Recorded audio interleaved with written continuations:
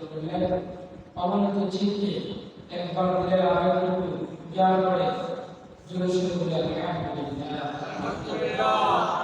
মহম্মদুর ইসলাম করে আল্লাহর সৃষ্টি প্রদান আকর্ষণ সকল রাসূলের মহানবুর শামসুল হিদায়াত বাদরুল দুজা নূরুল হুদা নূরুল আলাম ওই মুজিব মুহাম্মদ একবার সাল্লাল্লাহু আলাইহি ওয়াসাল্লাম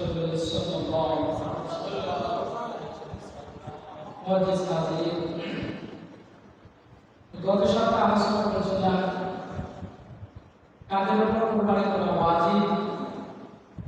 আজকের খুতবার আলোচনা বিষয় হচ্ছে কোন কোন জন্তু দ্বারা কুরবানি করা জায়েজ এবং এগুলার বয়স সীমা এবং পশুর মধ্যে কোন কোন পশু দ্বারা কিনার ক্ষেত্রে আমাদের কি করা উচিত, শরীয়তে আমাদেরকে কি করতে হবে। প্রথম প্রশ্ন হচ্ছে কোন কোন জন্তু দ্বারা কুরবানি করা জায়েজ। আল্লাহ তাআলা অসংখ্য প্রাণী সৃষ্টি করেছেন, কথা বলেন সবাই আসেন আপনাদের অনেক জীব আছে। আল্লাহ তাআলা সকল জীব থেকে যাচাই করে আল্লাহ তাআলা আমাদের জন্য তিন প্রকার জন্তু আমাদের জন্য কুরবানি করা জায়েজ। কত প্রকার? এই তিন প্রকারের মধ্যে প্রথম প্রকার হচ্ছে উট এবং উটনি। যেটা আমরা বাংলাদেশে আমাদের উটনি সকলের সামর্থ্য নাই। দ্বিতীয় নাম্বার হচ্ছে গরু, মহিষ এবং নর মাদি। তৃতীয় নাম্বার হচ্ছে ছাগল, দুব্বা, ভেড়া, মহিষ, এগুলা দ্বারা কুরবানি করা যায়। এগুলা ব্যতিক্রে যত আমরা সৃষ্টি জীব আছে কোনটা দ্বারা কুরবানি করে কি হবে না, কুরবানি যায় না। অনেকে আমরা আমাদের সমাজে একটা কুপ্রথা চালু আছে, কুরবানির দিন যদি আমরা কুরবানি না করতে পারি, অনেক জায়গায় দেখি কুরবানি না করতে পারলে দেশি মুরগি বা পাড়া অন্য কোনো জীব কুরবানি করে। মনে করা হবে দেশি মুরগি করলে হবে যদি আমরা গেলে আমাদের কুরবানি হবে না। এটা খুব কথা যা শরীয়তে কি দেয়, দিতে দেয়। এই জন্য কুরবানির দিন আমাদের একটা গরুর কাজ হচ্ছে সমাজবাসী সভা। এই দিন আমরা গরু বুঝতে না কিভাবে গরু। আর যারা গরিব অসহায় যারা কুরবানি দিলেন, গরিব অসহায় মধ্যে আপনাদের গরিব অসহায় যে বার্তা রাখবেন কিন্তু তাদেরকে কিন্তু তারাই বুঝতে পারে। কিন্তু এই দিনকে কেন্দ্র করে ডিম, মুরগি, হাঁস, বাতাস এগুলা কুরবানি করা শরীয়তের প্রতি নাই, জায়েজ নাই। এবং এই দিন এগুলা কুরবানি করা ঠিক না।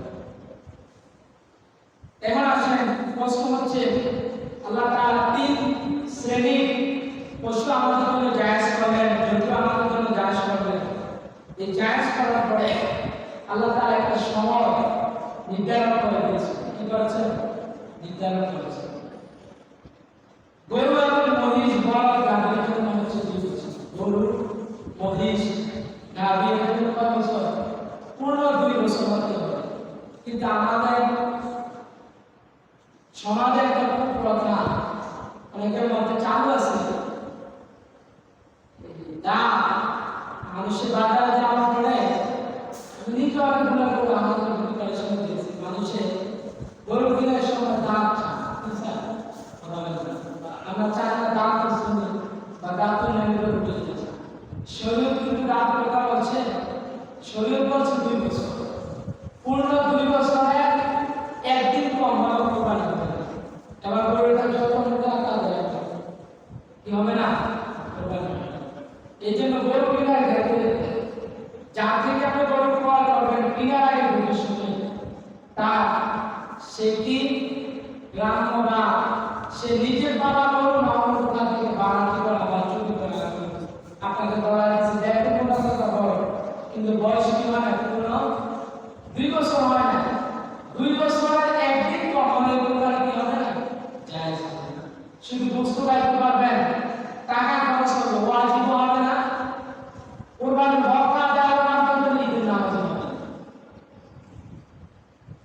এই জন্য কিনার ক্ষেত্রে জিনিসটা যদি ছোটখাটো বেশি, কিন্তু জিনিসটা অনেক মূল্য।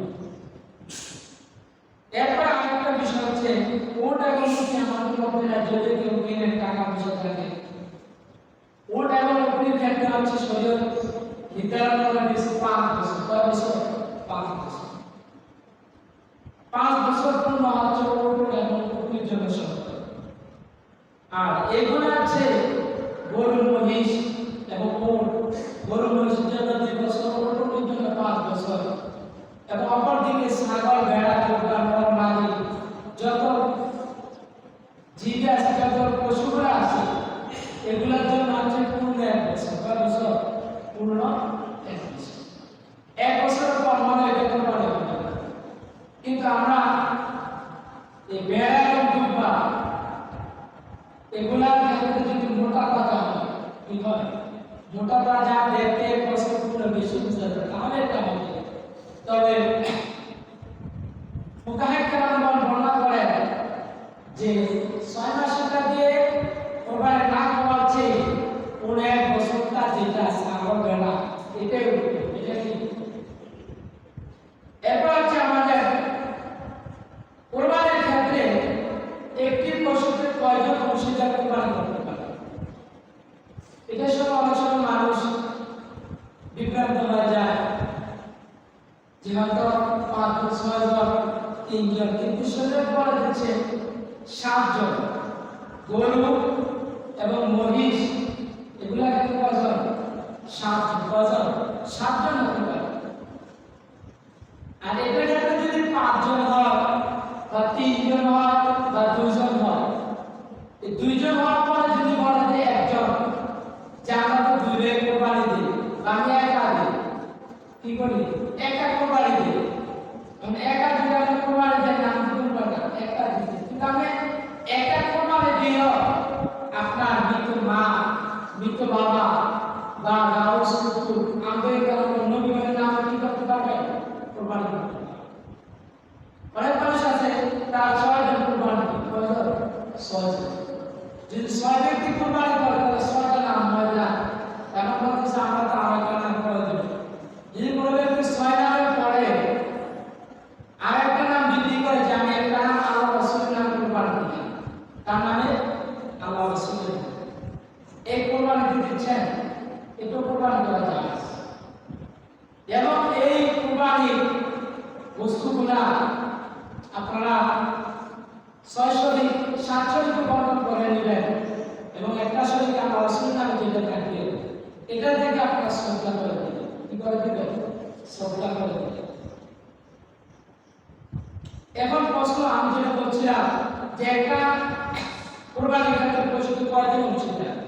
গরুর ক্ষেত্রে কয়জন? গরু মহিষ 7 জন। আর যদি এটা ছাগল বা ভেড়া, দুম্বা হয়, দুম্বা এগুলোর ক্ষেত্রে হচ্ছে মাত্র 1 জন। কয়জন? এই সময় দেখা যায় বড় ছাগল কিনে কোরবানির জন্য বলে আমার নাম দেন, বুঝলেন, আমার তো মাটা মারা গেছে বা আমার শাশুড়ি নেই, শ্বশুর নেই, শ্বশুরের নাম হবে না। তাহলে খেয়াল রাখবেন, এগুলো অনেক সময় দেখা গেছে যখন কোরবানি করার জন্য ছুটি নিয়ে যাওয়া হয় তখন বলে আমি রুজু করে গেছে। কে করে গেছে না করে গেছে এটা আমার দেখার বিষয় না। শরীয়ত যেটা বলে এটার মধ্যে আমার আয়, এটি আমার মনে করা কর্তব্য। কোনো ব্যক্তি বা কোনো লোককে নিয়ে একদিন পরে আমি শরীয়তকে পড়া করবো কোনো কি নাই, সুযোগ নাই। এজন্য খেয়াল রাখবেন ছাগল এবং ভেড়া দুটোর ক্ষেত্রে কয়জন? একজন। কয়জন? একজনের বেশি কোনো নাম হবে।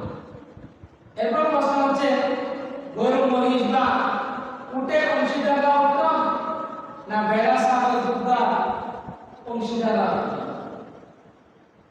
এবার কোনো সামর্থ্য আছে, প্রশ্ন হচ্ছে উট তো বড়, গরু বড়, এটা বুঝতেও বেশি। এখন এই দুইটা জন্তুর মধ্যে যেমন একটা বয়সের সমস্যা হয়েছে 1 বছর, 1 বছর, আর একটা হচ্ছে 2 বছর, আর একটা 5 বছর। এখন শরীয়ত বলে দিচ্ছে